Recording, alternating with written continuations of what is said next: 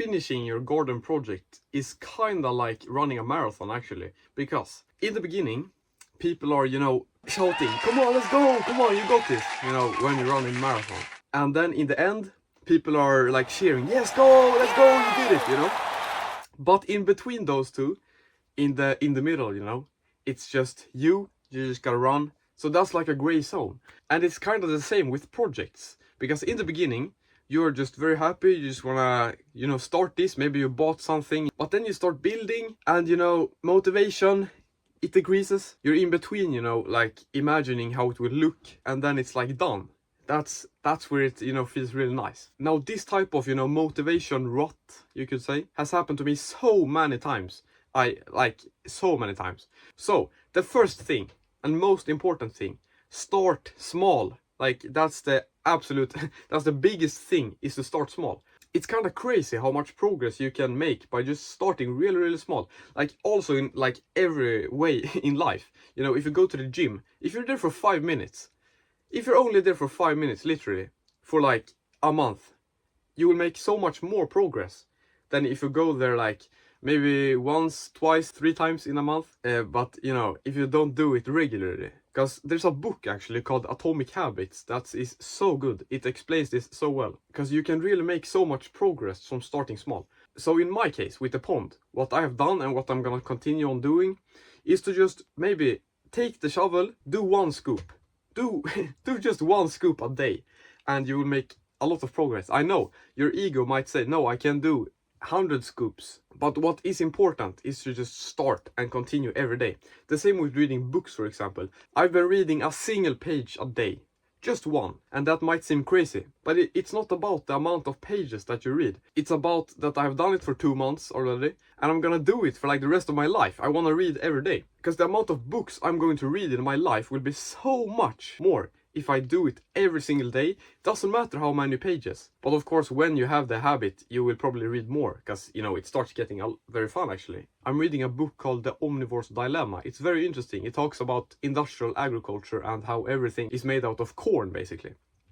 So read that, and also Atomic Habits. So yes, start small, and the biggest thing is to decrease the amount of friction that you need to start. Because if it's hard to start, like, for example, if you're gonna learn guitar and you have your guitar in your closet and out of tune, then it's not very easy to just pick it up and start playing. So what you wanna do is to just have it in front of you. Like, don't even have it up on a stand or anything. Like, you could, for example, you could just lay it in your bed. So then when you come home, you pick the guitar up, strum like 4 chords or something.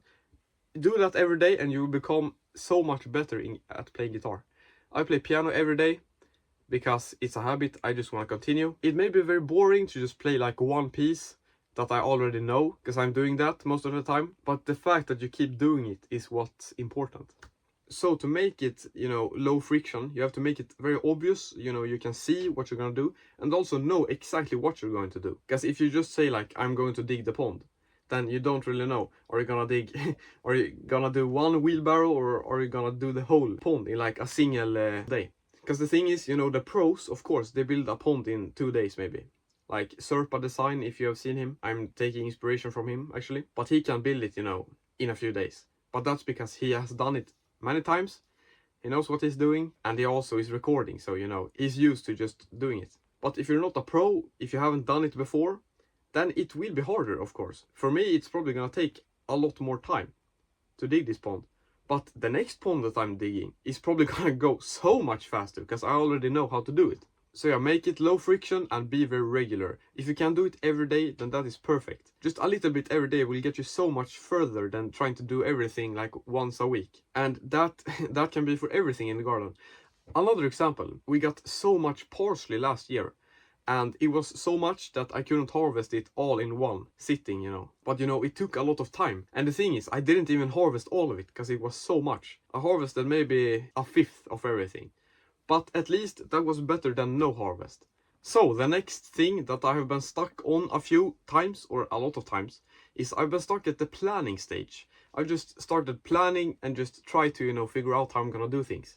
And also, sadly, and also, it has been a lot of, thinking about what I should buy. For example, I bought a headlamp yesterday. I've been sick right now, so I have had time to, do this. But I've just been sitting for so long just trying to figure out what headlamp is the best. But really, it's just not worth it to just sit and plan.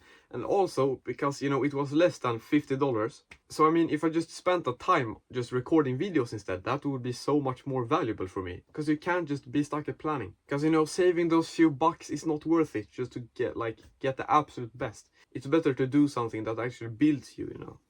So my tip to not get stuck at planning stage. For example, if you're like building a compost bunker, maybe if you're planning a new garden, then put a timer like 15 minutes and just think, just write on paper or what you have. I have Notion, it's an app. Get a place that you can write on and just write what, like a simple plan, really simple. 15 minutes, like not into the smallest details, you know. And then you're done with that and you can just start going. Because, for example, with my pond, I started digging it in another place. I just didn't have a plan, I just went for it. I dug it and my mom came out. She said, don't dig it there because it was kind of in the way of other things. It was kind of a central location in the garden. But after that, I put it in a better place. But if I didn't start that day, then it would still, my pond would have been less finished. Maybe I wouldn't even have started. Do you understand? Like, you just gotta start. And maybe it's wrong in the beginning, but 2 steps forward and 2 steps back is better than 0 steps forward, in my opinion. I don't know about you, but that's how I think. So I started. I didn't have a plan, actually. I just started digging. I had the idea of like kind of how I'm gonna do it. But then, a few weeks later, then I just wrote an easy, simple little plan. So I could show my parents and see if it would be good to do it like this. So now I have kind of a plan, like not super detailed, but I'm gonna figure things out as I go. And also, it's not gonna be perfect, of course. Like, that's something that I'm very used to. Just, it's not gonna be perfect. You gotta accept that. But it's gonna become better and better the more you do it. You just gotta start. Like, my Dutch bucket system has some flaws, definitely. I have a video about that, the 10 mistakes I made building one of these. So I have a few things that I would do differently next time. Or, you know, this season I'm gonna change them. But I just started. I had kind of a plan, but as I said, it's just more valuable to just start. Now the last thing, as we talked about in the beginning of this video, how finishing a garden project is kind of like running a marathon. That gray zone in the middle, that's where you have the least dopamine, you know.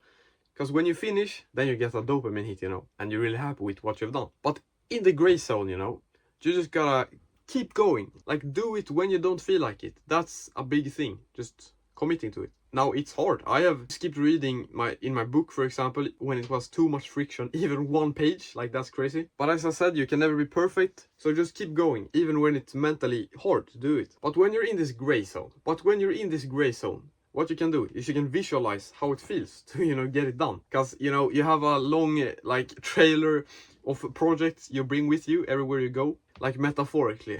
But imagine how nice it would be to just finish and get that trailer a little bit lighter. And maybe that project is a car, so you can drive with your trailer, you know, so it's easier to carry things. What is this metaphor, man?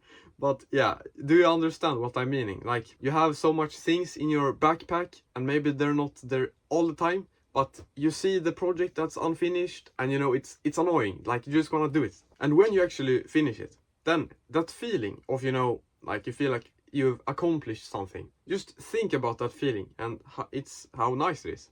And maybe you can write in your journal about it, like you've actually done it, you know, and not just directly move on to the next thing. So for example, every day I write what I've done that day. Because my brain likes to think that I'm not doing a lot of things. I feel like I'm unproductive, which is stressful, and just that's not a mental state that I want to be in. So I write what I've done, and I realize that even unproductive days I can still feel like I've done something, which is really good. Because you're not always going to be 100% productive every day. That's just how it is. But through these small level ups, it will just add up to something probably very beautiful in the end. So that was a few tips that really helped me and will hopefully help you. So subscribe to see more of this and keep on growing in the garden, and you will notice yourself to grow as a person as well.